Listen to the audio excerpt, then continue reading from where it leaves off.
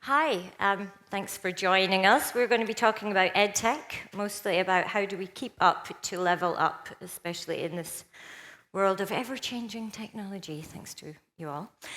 So I have with me Dora Palfi. She is co-founder and CEO of Imagi. Matteo Penzo, who is co-founder and CEO of Zick. Apologies. And I also have Svenia. I did that wrong, didn't I? I did that wrong. Go on, you do it, please. Svenia. Okay. Svenia Busson, who's co-founder, I had been practicing that, by the way, co-founder and chairwoman of the board of the European Edtech Alliance. So do you want to start off by introducing yourself? Yes, thank you. Right, so my name is Dora, and at Imagi we are reimagining access to coding education with the idea of actually building a more diverse tech workforce of the future and making sure that all can have access to trying out programming. And we started out as a D2C business back in 2020, but evolved into a truly education-focused company since last year. So now we've been selling into K-12, primarily in the US, but also across the globe. Okay. Hey guys, hello everybody. What we do at ZickLearn is that we're shifting the way that employees learn, because we firmly believe that learning is one text away. Hello, everyone.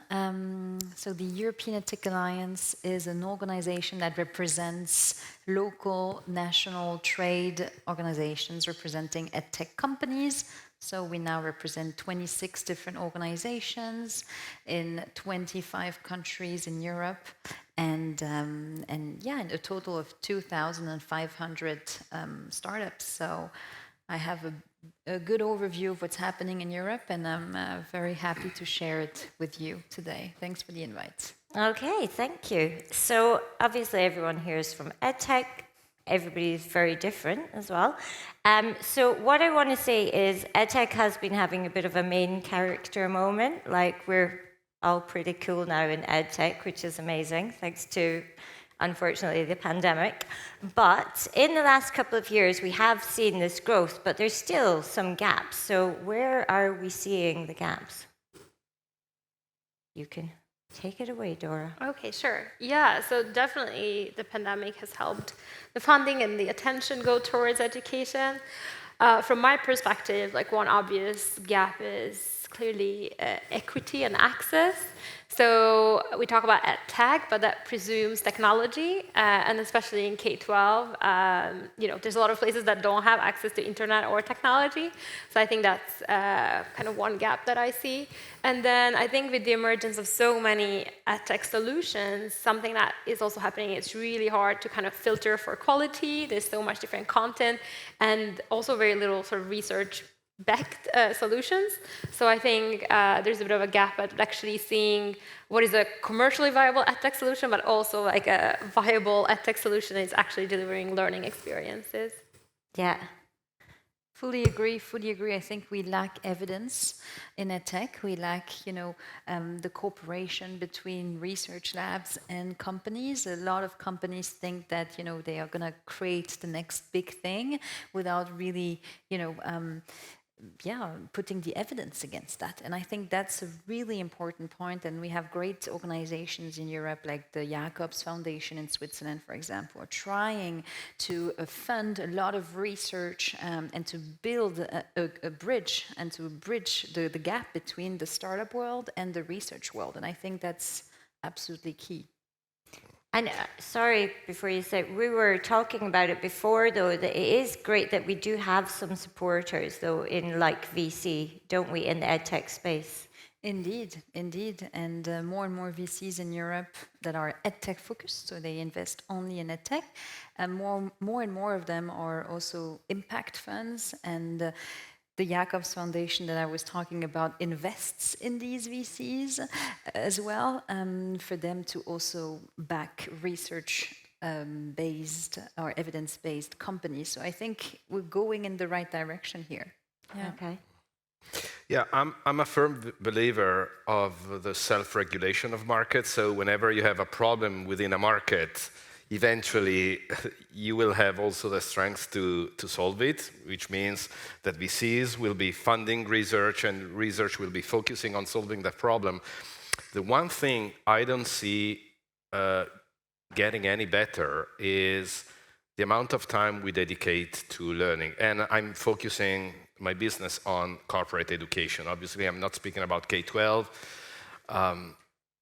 I'm not speaking about self-managed education, but I always say I'm a recovering consultant. I spent 10 years of my life leading the technology teams at Frog. Frog is one of the largest design firms globally, and I became famous within the organization for being the one employee who was always keeping all the mandatory trainings, mostly because I don't think my time was to be devoted to that type of training. It was not useful for me, it was not useful to my clients, it was not useful for my teams.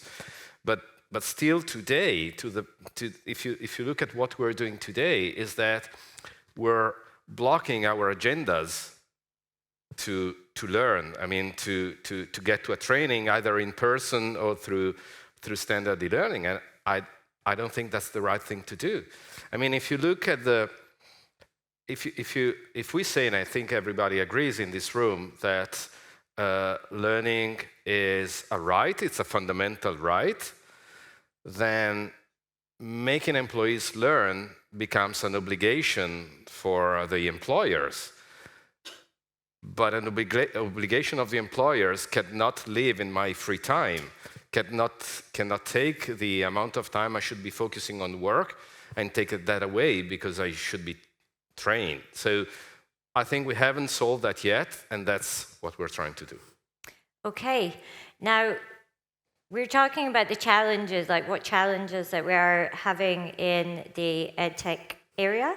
And obviously at the moment, you cannot go anywhere without talking about AI. I do apologize if you've heard that already 6 million times today. But at the same time, do you feel that you're under pressure? Now, I know that you have very simple, Matteo, yours is a very kind of simple way of learning. But do you feel under pressure as companies that you need to have some kind of AI-powered something in your EdTech? Or how do we keep it simple, but at the same time, good content? I'm very opinionated on this topic. Feel free, that's what we're here for. Ladies allow, I would take the first answer. I think there's a rush to embed AI functionalities in any product. And usually these AI functionalities are to create content. I sincerely think that's a commodity. Everybody can do that, so the market value of that AI is near zero. I mean, your clients would be able to do that by themselves, so why should you embed that feature in your product? What I believe it's much more interesting when it comes to AI is to forecast the future. And especially if you think about users, is to forecast future interventions of the user. So what we're building is not an AI that focuses on content. We do have AI that translates. We translate our trainings to over 200 languages through AI. But what we're building, and that's, I think, it's the core of the interest in the technology we're building, it's an AI that can understand when it's more likely that our users, our learners, are going to have their smartphones in their hand, unlocked, and ready to get notified. Okay. Do you feel under pressure, Dora, to have... Yes, definitely. But I think I get your point, and I think it's very interesting about a lot of this being a commodity at this point. But still, I do feel like, I mean, everyone's under pressure. Like, are you using AI to be more productive? Are you making sure that everyone on your team is using it? Because if not, obviously you're behind. So there's that layer. And then, are you bringing AI into your product and in a way that's innovative? Because everyone can do the basics. So I think that's also one way we're under pressure. for us, it was also a really big sort of like existential question, because we teach coding, and then the question is like, in a time when AI can write code, should we still teach coding? And so I've been, reading about this, listening to people, and I was lucky to attend this education conference in the US where Sam Altman was speaking, and I submitted this question as an audience question. And so he gave this analogy, which I really loved, about the calculator. So when calculators became available in every classroom, some people thought, oh, we'll never have to learn mathematics again. But obviously, that's not what happened. Instead, with these tools, we can become more ambitious, but people need to understand the basics. So for us, yeah, it was an existential question, but I do believe that we need to empower people to be able to understand AI, because people who understand it and able to work with it and modify will be the people writing the future. So that's my take. And you're also teaching other skills when you teach coding, right? You're teaching, soft skills as well, and analytical skills, and these skills are critical. I don't think we should stop, teaching anything, because AI will soon be able to answer all of our questions, right? So I still think it's critical to teach coding and to teach digital literacy, because nowadays you have to understand what an algorithm is, you have to understand how Gen AI works to be able to, to navigate this world. So not on AI, but like, yeah, let's skip past that again. So what kind of challenges do you have when you are building like a tech company, but say, for example, with Imagi and you're in schools, how difficult is it to build tech that non-tech people can use to teach to kids to learn tech, and at the same time keep the content that the kids are like learning to a really high standard? Yeah. How do you do that? I think, that's why a lot of people shy away from like K-12 education, because it's of course challenging. If you want to sell, especially to municipality, you have to have a product that kind of pleases people at the top. They see the value for the schools, they see the value for the teachers, and they see the value for the kids. And I've never done like B2B enterprise type of sale, but I imagine like when kids don't like a product, they will be more loud and disappointed than adults when their bosses force them to use a tool. So in schools, you can't get away with that kind of solution. So yeah, like we have to make sure that all these different stakeholders are satisfied with the solution. So I think, that's a challenging side of K-12. But then, of course, if you're in, at least, schools are less likely to move away from your product. So that's on the upside. In our case, we teach script-based coding, which can be quite intimidating for educators. But this has been actually our unique differentiator, that we don't shy away from teaching something complex. Because no one says that coding is easy, and if you're teaching something that's not easy, you shouldn't make it overly simplified. Because the reason why actually a lot of people drop out of a future tech career is because they don't have the confidence, or they feel like they're already behind. And so if you don't start teaching these skills early, and you don't have confidence grounded in knowledge, then you won't be able to see the results. So I guess, great user experience, making sure it's simplified in a way, but still teaching the hard facts and skills. And while we're talking about schools, are you noticing any changes with getting Edtech in the curriculum? Because that really can be a problem in some countries. Where are you? I know that you're in the States as well now. Is that easier to get them in curriculum than it is in Europe, or is there any measure on it? You mean like coding specifically, or like? Yeah, just getting any EdTech really. I mean, sometimes it's hard to even get the door open, isn't it? Right. I think, if you do the work of aligning with curriculum and you're clearly solving a need there because, you're solving a pain point, then you have a solution. And then it's a matter of actually doing the hard, long sales work, I would say. But in my experience, the US is a bit more commercial about all of these things. So they are obviously more open. I think in Europe, there is more of a bureaucratic layer on top and wanting to, have tenders and everything. And so in the US, it's definitely more commercial and open to new solutions. Yeah.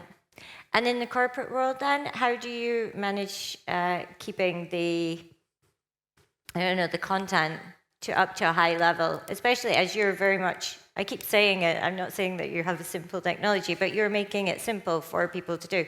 But Yeah. how do you make sure you have really great content So too? I believe that simplicity is damn complex. I mean, to deliver a simple product to the market takes a lot of effort, and it's good. I mean, you need to hide the effort and let the simple user experience emerge.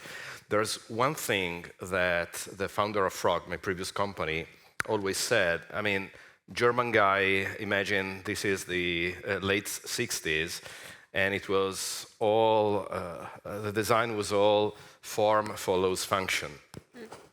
And this guy came to the market and said, the hell it follows function. Form follows emotion. So that's why it's not just with the kids, but also with us adults. If something doesn't make you happy when you use it, you just will not use it. In the very same way I was skipping my mandatory trainings that my employer was pushing to me. Yeah. I think I did that with a calculator at school, to be honest. And I wanted to talk about the Edtech Alliance, when we were talking about getting Edtech into curriculum. So how, are you guys involved in those kind of conversations? Yes, we're trying. We're trying. So it's Edtech tools that we are trying to get into schools, but it's super complex because procurement processes vary a lot from one country to another. So yeah, the big dream would be to have an interoperability on the procurement process, and make sure that companies can sell to French schools, Italian schools, German schools on the same platform. That would be amazing, but it's a very, very long-term dream. So yeah, we're having a policy task force at the European Edtech Alliance. So we're working a lot with the European Commission, with the Council of Europe, having conversations about this. Because we represent the industry. We represent more than 2,500 startups in Europe. So yeah, you're invited to sit at the table, to have a conversation with them, to share ideas, strategic point of views. So yeah, we're getting there. And how are those conversations starting? Are they coming to you, or you're still having to go to them? No, they're coming to us. They see great. that we represent so many companies. We represent the entire industry. So yeah, it's a very positive sign, definitely. Okay. Now we only have a minute and a half left, and I left a very easy open question at the end. But what is the dream then in your company or for the future of EdTech? So, Dora, do you want to take it off there? Well, I guess the quick dream for us is making sure that the next gen technologists are, more equal, more diverse, and hence also the next gen founders. So you will see, in a decade maybe, perfect diversity among startup founders. That's kind of a dream, but we're driving towards that direction. Yeah. I'm a huge believer in science, so I think that if I have to put a dream for the future to be solved, is to get the effort out of the learning activity, but because the very moment you lower, yes. It's my Siri. The very moment you lower the effort, you can increase not just the amount of things you can learn, but the amount of people that can learn. And I'm a true believer that learning science will eventually get there. Okay. And Fully what's agree. the dream for the EdTech Alliance? I think access to these tools, because right now they stay in the hands of those who can buy it, and I would love for education ministries and public services to buy more EdTech products so that they are available to public schools and public universities and available to the many. That's the dream. Yeah. Okay, I'm afraid we have run out of time, but hopefully this conversation will go out into the speakers' lounge, so please feel free to join everyone. And thanks very much for your honest insights. Thanks a lot. Thank you. Thank you.